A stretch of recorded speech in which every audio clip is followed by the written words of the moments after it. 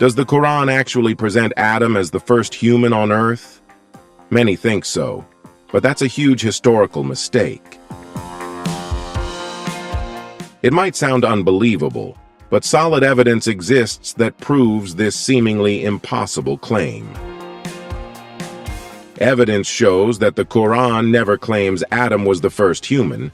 In fact, it aligns closely with Darwin's theory of evolution.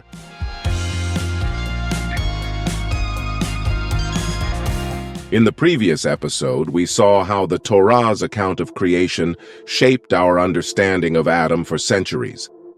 But now, it's time to reveal a startling truth in the Qur'an, and a truth that directly challenges the Torah's story of Adam. This truth revolves around a single key word, a word you've probably heard but easily overlooked: Khalifa.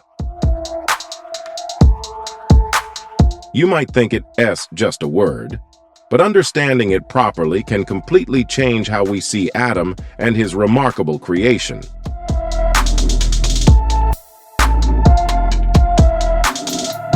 Before we start, like the video, and hit subscribe if you haven't yet. Every like and comment powers us to uncover more astonishing truths. The Inquirer, uncovering the lost truths.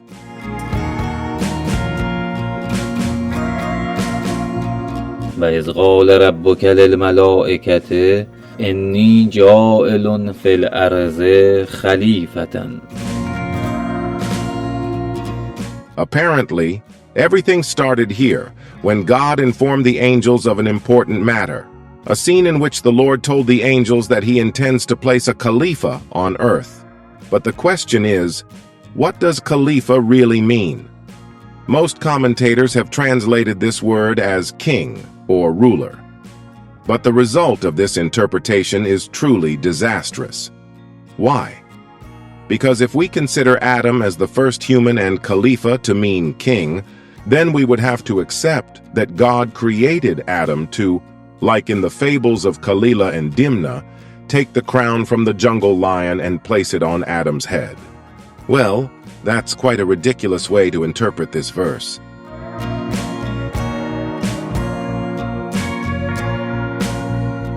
What is the story really about? To understand this word correctly, we have no choice but to consult dictionaries and Quranic lexicons. Ayatollah Taleghani explained this word as follows. Khalifa, from the root khalf, refers to someone who takes the place of another, acts as their representative, and manages their affairs. Al-Munjid dictionary also defines khalf in roughly the same way. For example, regarding Khalifa and Khilafa, it says, to take someone's place in a task and remain, and for Khalifa Abahu, it notes, he became the successor of his father. Raghib Isfahani also defines khalf as behind, opposite of ahead or front. But the main challenge starts here. Early Quranic commentators, heavily influenced by the Torah's account of Adam's creation, faced a major contradiction. Because if they assumed Adam was the first human and Khalifa meant successor, then they would also have to answer, successor of whom was Adam? The king of the jungle and successor of the animals? Or would they find a better solution to this serious contradiction? If we search for Khalifa in Al-Munjid, we see it is used as successor or representative of God on earth. Therefore, early Quranic commentators found the solution in elevating the status of humans, raising Adam to a divine level and as God's representative on earth. Thus they used the expression Khalifatullah for this word, presenting humans, due to special qualities granted by God, as his successor and representative on earth. Here is the problem. The classic definition does not hold up for many verses in the Qur'an, and where derivatives of Khalifa appear. For example, Raghib al-Isfahani, commenting on verse 169 of Surah Al-A, فَخَلَفَ مِنْ بَعْدِهِمْ خَلْفٌ, notes, it refers to the lineage of Bani Israel, who succeeded the first generation and inherited the Torah from their ancestors. And in verse 69 of the same surah, the Prophet Hud advises his people with the words, إِذْ جَعَلَكُمْ خُلَفَاءَ مِنْ بَعْدِ قَوْمِ نُوحٍ. The meaning of khulafa here is clear. Hud presents the Ad people as successors who inherited the land and legacy of the people before them, specifically the people of Noah. There are around 30 other instances in the Qur'an and where khalaf is used to denote the succession of one group of humans by another, replacing the previous generation. If you're enjoying this so far, hit that like button. It really helps others discover this content. And drop your suggestions or feedback in the comments below. But Ayatollah Borqei offers an interesting perspective. He notes that in the verse, Ja'ilun fil ardi Khalifa, several points emerge. First, the word Khalifa comes with tanween, signaling that it conveys the meaning of succession. However, since it is not attached to another word, we cannot definitively say whether it refers to Khalifat Allah or, for example, Khalifat as-Sabiqin.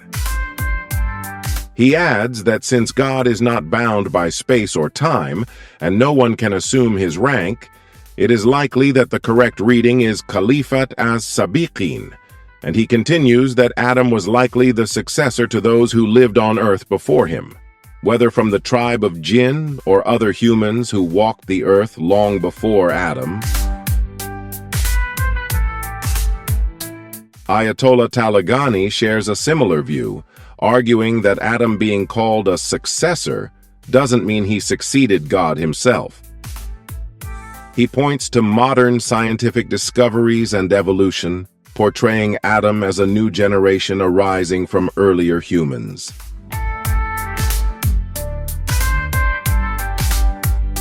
The only other time the term Khalifa appears in the Qur'an is in Surah Sad, verse 26. The story goes that David was praying in solitude when two men approached him, arguing over a stolen sheep, seeking his judgment. The verse begins, يا داوود إنا جعلناك خليفة في الأرض فاحكم بين الناس بالحق ولا تتبع الهوى فيضلك عن سبيل الله. O David, we have made you a Khalifa on earth. Judge between people with justice and do not follow your desires, lest you stray from God's path. Opinions differ. Some interpret David's Khalifa as succeeding previous prophets or kings, while others use Khalifat Allah, seeing David as inheriting divine qualities to rule justly over people.